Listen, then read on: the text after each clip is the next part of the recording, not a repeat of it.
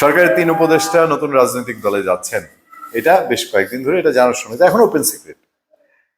তো বিএনপি তো বলছে যে সরকারের থেকে যদি রাজনৈতিক দল গঠন করা হয় তো আমরা নাই, আমাদের এখানে আপত্তি আছে।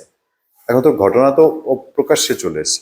যদিও বিএনপির সঙ্গে এখন একটা সমঝোতা বলি বা একটু মান অভিমান ভাঙার জন্য মাহমুদুর রহমান মান্না তিনি উদ্যোগ নিয়েছেন, প্রেস কনফারেন্স করে বলেছেন বুধবার ছাত্রদের সঙ্গে সমন্বয়কদের সঙ্গে বিএনপির সঙ্গে তারা বসবেন, একটু একটা দুতিয়ালি তারা করবেন। কিন্তু এই দুতিয়ালি কোন জায়গায়? বেসিক জায়গায়। এই সমন্বয়করা যদি বলি তাহলে তো একটা রাজনৈতিক দলে যাচ্ছেন এবং তাদের এই সমন্বয়কদের কেউ কেউ আবার উপদেষ্টা আছেন। বিএনপি তো ক্লিয়ার বলে দিয়েছে যে আমরা এরকম হলে আমরা নাই। নাই বলতে কি নাই? নির্বাচন কি ছেড়ে দিবে বিএনপি? আমি জানি না, সেই দিকে যেতে চাই না, কারণ দেশেরকে এই অনিশ্চয়তার দিকে আমরা কল্পনা করতে চাই না।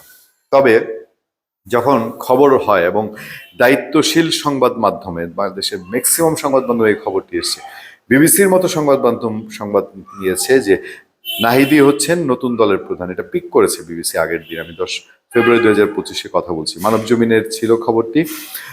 বাংলাদেশের নতুন রাজনৈতিক দল গঠনের আলোচনা দীর্ঘদিন ধরে চলছে, নিশ্চিত হওয়া গেছে নতুন দলের প্রধান হবে অন্তর্বর্তী সরকারের উপদেষ্টা নাহিদ ইসলাম। এটা নিশ্চিত হওয়া গেছে। তিনি দায়িত্ব নেওয়ার আগেই সরকার থেকে পদত্যাগ করবেন, যা খুব দ্রুতই ঘটবে। তবে সরকার থাকা অন্য 2 ছাত্র প্রতিনিধি এখনই পদত্যাগ করবেন না, তারা নির্বাচনের আগে তা করবেন। তো কি হলো? বিষয় তো তাই, তারা তাহলে একই সঙ্গে সরকার এবং দলের শুধু আনুষ্ঠানিক পদ পদবি নেননি, তাই তো? শেখ হাসিনার পতনের পরে এই প্রেক্ষাপট তৈরি হয়েছে। মূলত এই ছাত্র আন্দোলন যেটি হয়েছিল, নাগরিক কমিটি ও সুশীল সমাজের প্রতিনিধিদের মিলিয়ে নতুন দল তৈরি হবে। দলটি প্রথমে আহ্বায়ক কমিটি গঠন করবে। বাংলাদেশের নতুন রাজনৈতিক দলের আবির্ভাব স্বাভাবিক ঘটনা হলেও বেশিরভাগ দল রাজনীতিতে বড় কোনো প্রভাব ফেলতে পারেনি।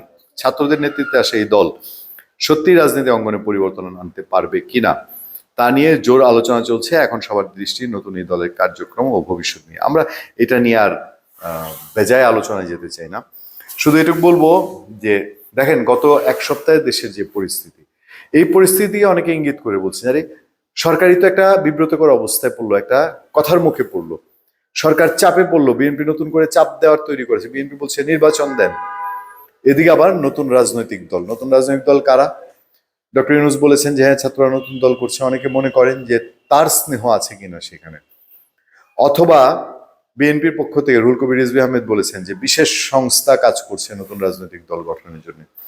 এই সব মিলিয়ে যে একটা বেড়াছেড়া অবস্থা বা একটা রাজনীতির প্যাচ লেগে যাচ্ছে, এই প্যাচ কি আরো গভীর হবে যদি ছাত্র উপদেষ্টারা যে আশঙ্কা করে এসছে বিএনপি যে ছাত্র উপদেষ্টারা দল গঠন করলে সেই দল আগামী নির্বাচনে যদি অংশ নেয় এর মধ্যে যদি নিবন্ধনও পেয়ে যায়, এটা একটা মিরাকেল হবে। নিবন্ধন পেয়ে গেলে পরে আগামী নির্বাচনে তারা বাড়তি কোনো ফ্যাসিলিটি পাবে কিনা, তাদের দিয়ে কোনো সুনজর থাকার কারণে তারা সহজেই নির্বাচনে তাদের অনুকূলে ফলাফল আনতে পারবে কিনা, এবং সেই ফলাফল কি বিএনপির বিরুদ্ধে কিনা, বিএনপিকে দাবিয়ে রাখার জন্য, বিএনপিকে ঠেকিয়ে দেওয়ার জন্য কিনা।